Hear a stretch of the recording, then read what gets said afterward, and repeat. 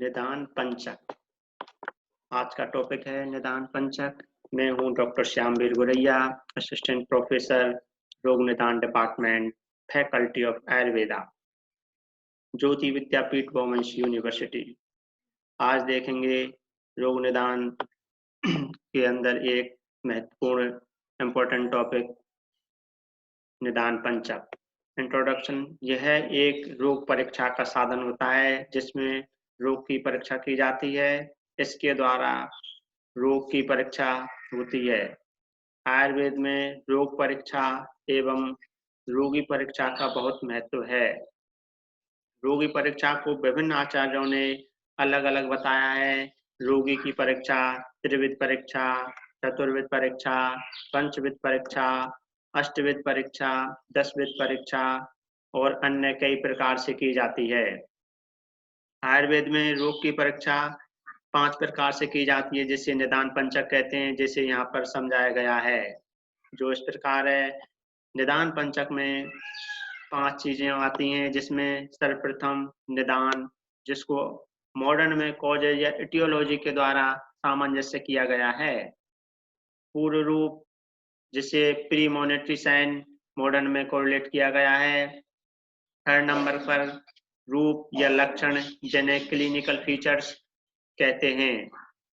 और चौथा point संप्राप्ति, modern में से पैथोजेनेसिस से सामंजस्य किया जाता है। और उपसय, जो जिसके अंतर्गत व्याधि की शांति के उपाय या चिकित्सा की जाती है। अब इसमें सर्वप्रथम हम ये देखेंगे निदान। निदान पंच निदान का सबसे महत्वपूर्ण इम्पोर्टेंट पॉइंट होता है जिसे व्याधि का जनक कहते हैं। अर्थात व्याधि जिससे उत्पन्न होती है, व्याधि का जनक, इसलिए इसे निदान कहा गया है। और व्याधि का बोध कराने के कारण पंच निदान को व्याधि बोधक कहते हैं। व्याकरण के अनुसार रेव का लोप होकर निर्देशन शब्द की निदान के रूप में परिणति होती है। अर्थात किसी विशेष वस्तु को निर्देशित जिसके द्वारा किया जाता है उसे निदान कहते हैं। अर्थात व्याधि को निदान के द्वारा निर्देशित किया जा सकता है। इसकी परिभाषा इस प्रकार से कह सकते हैं, जिससे व्याधि का पूर्णतः ज्ञान हो वह निदान कहलाता है। अब इसके अलग अलग आचार्यों ने अलग अलग प्रकार बताए हैं। सर्वप्रथम आचार्य चरक के अनुसार 3 प्रकार होते हैं। ऐसा इंद्रियार्थ संयोग, प्रज्ञापराध और परिणाम। आचार्य माधवकर ने इसके 3 भेद बताए हैं: दोष हेतु, व्याधि हेतु, उभय हेतु। और इन्होंने ही अन्य भेद 2 और प्रकार बताए: उत्पादक हेतु, व्यंजक हेतु। और फिर पुनः अन्य 2 भेद बताए जिन्हें बाह्य हेतु और अभ्यंतर हेतु कहते हैं। अब सेकंड पॉइंट, पूर्व रूप या प्रीमोनिटरी साइन। अब इसमें क्या देखेंगे, व्याधि की उत्पत्ति से पूर्व जो लक्षण दिखाई देते हैं उन्हें पूर्व रूप कहते हैं। आचार्य चरक के अनुसार इसकी परिभाषा पूर्व रूपम प्रयाग उत्पत्ति लक्षण व्याधे। व्याधि की उत्पत्ति से पूर्व जो लक्षण दिखाई दें पूर्व रूप कहलाते हैं।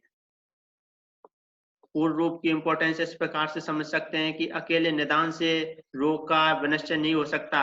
अर्थात रोगों के सापेक्ष निदान के लिए पूर्व रूप, रूप आदि की आवश्यकता होती है। आचार्य भागवत के अनुसार दोष विशेष के ज्ञान के बिना ही केवल उत्पन्न रोग जिन लक्षणों से जाना जाए उन लक्षणों या लक्षण समूह को एवं विशिष्ट व्याधि के विशिष्ट रूपों को व्यक्त होने के कारण पूर्व रूप कहते हैं। पूर्व रूप सत्क्रिया काल के स्थान संश्रय अवस्था में प्रकट होते हैं, जिसे चतुर्थ क्रिया काल कहते हैं। इसके भी 2 भेद बताए गए हैं जिन्हें सामान्य पूर्व रूप और विशिष्ट रूप कहते हैं। सामान्य पूर्व रूप में आचार्य माधवकर क्या कहते हैं, दोष दूसरे समूर्छना की प्रारंभिक स्थिति में होने वाले पूर्व रूप सामान्य पूर्व रूप कहलाते हैं। जैसे ज्वर के श्रम आदि सामान्य पूर्व रूप मिलने पर वात आदि भेद का ज्ञान नहीं किया जा सकता। सामान्य पूर्व रूप से उत्पन्न होने वाली व्याधि का संपूर्ण ज्ञान नहीं होता, केवल भावी व्याधि का संकेत मात्र ज्ञान मिलता है। सेकंड नंबर विशिष्ट पूर्व रूप। विशिष्ट पूर्व रूप उसे कहते हैं जिससे रोग आरंभिक दोष का ज्ञान होता है। जैसे ज्वर के विशिष्ट पूर्व रूप में अतिजृंभा, जिससे वात प्रकोप का कारण पता लगता है। सेकंड पॉइंट नैन दाह, जिससे पित्त प्रकोप का कारण पता लगता है। और थर्ड अन्न के प्रति अरुचि, कफ प्रकोप का कारण पता लगता है। नेक्स्ट रूप क्लिनिकल फीचर्स या साइन एंड सिम्टम्स। आचार्य चरक ने इसकी परिभाषा बताई है, प्रादुर्भूत लक्षणम पुनर्लिंगम। उत्पन्न हुए रोगों के लक्षणों को लिंग या रूप कहते हैं। आचार्य चक्रपाणी इसकी परिभाषा बताते हैं, वर्तमान में विद्यमान व्याधि के स्वरूप का ज्ञान रूप द्वारा किया जाता है तथा वात आदि दोष आम पक्षवात से आदि विशेष अवस्थाओं को ज्ञान केवल रूप द्वारा ही किया जा सकता है, निदान उपसे संप्राप्ति द्वारा नहीं किया जा सकता। आचार्य भागवत इसकी परिभाषा बताते हैं, उत्पन्नम व्याधि लिंगम रूपम निरूपयति। वात आदि रोग आरंभिक दोष अपने कार्यों के प्रकट होने से अभिव्यक्त हो जाते हैं अथवा उनकी आम पक्वावस्था भी व्यक्त हो जाती है, तब उन पूर्व रूपों को ही रूप या लक्षण या लिंग कहा जाता है। अब इसके सिनोनिम्स देखेंगे, पर्याय क्या क्या हो सकते हैं। संस्थान, व्यंजन, लिंग, लक्षण, चिन्ह, आकृति तथा रूप, ये परस्पर पर्यायवाचक शब्द कहे गए हैं। अब इसके टाइप्स देखेंगे। टाइप्स में क्या दो प्रकार से होते हैं, सामान्य रूप और विशेष रूप। सामान्य रूप क्या होता है, किसी व्याधि के सामान्य लक्षणों को सामान्य रूप कहा जाता है। जैसे ज्वर के सामान्य लक्षण में संताप, अतिसार के समान अन्य लक्षण बहुद्रव्य शरण इत्यादि। ज्वर के सामान्य लक्षणों में संताप आ जाता है, इसी प्रकार अतिसार के सामान्य लक्षणों में बहुद्रव्य शरण होता है। विशेष पूर्व रूप में क्या देखेंगे, दोष अनुसार विशेष लक्षणों का इसमें ज्ञान होता है। जैसे वातिक ज्वर लक्षण, पैत्तिक ज्वर लक्षण, कफज ज्वर लक्षण। अब देखो, सामान्य लक्षणों में ज्वर के संताप, स्वेद अवरोध, जकड़ाहट इत्यादि का ज्ञान हो जाता है। इसी प्रकार उदर के सामान्य लक्षणों में आटोप, काशलता, सोफ, पाद, कुक्षी में आदमान इत्यादि का ज्ञान होता है। इसी प्रकार दोष आदि के अनुसार विशिष्ट स्पेसिफिक सिम्टम्स होते हैं, विशेष रूप होते हैं। उनमें जैसे वात, पित्त, कफज, ज्वर के अलग अलग लक्षणों का ज्ञान होता है। इसी प्रकार वात, कफज, पैत्तिक, उदर के लक्षणों का ज्ञान होता है। साध्य साध्यता का अलग अलग प्रकार से ज्ञान होता है। इस प्रकार से सामान्य और विशिष्ट रूप बताए गए हैं। संप्राप्ति। संप्राप्ति मॉडर्न में इसको पैथोजेनेसिस से कोरिलेट किया गया है।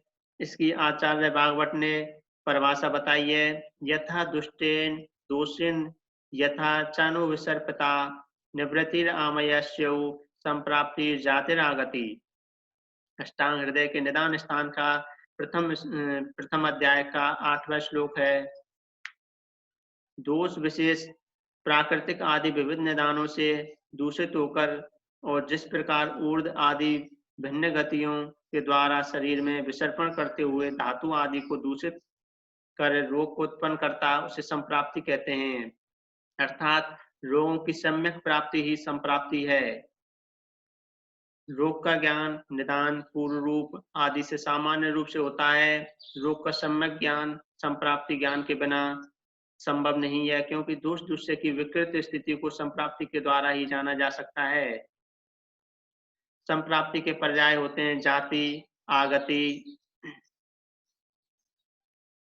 इसके 5 प्रकार बताए गए हैं, संख्या संप्राप्ति, बल संप्राप्ति, प्राधान्य संप्राप्ति, विकल्प संप्राप्ति और काल संप्राप्ति।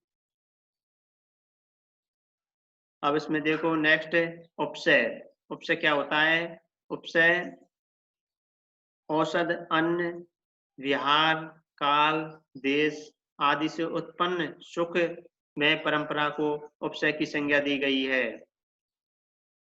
इसके आचार्य चक्रपाणि ने 18 प्रकार बताए हैं।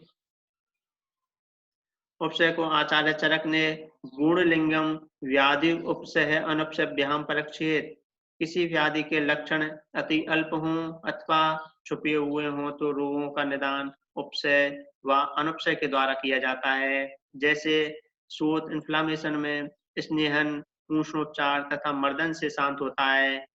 इसको स्नेहादि को उपसय कहते हैं।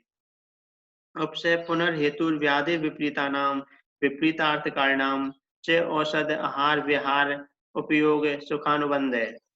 चरक विमान प्रथम अध्याय का 10वां श्लोक। इसमें क्या बता रहे हैं? हेतु विपरीत, व्याधि विपरीत, हेतु व्याधि विपरीत, हेतु विपरीतार्थकारी, व्याधि विपरीतार्थकारी, हेतु व्याधि विपरीतार्थकारी, औषध अन्न विहार के सुखावह उपयोग को उपसय की संज्ञा दी गई है। इस प्रकार से इस निदान पंचक को समझाया गया है। Thank you.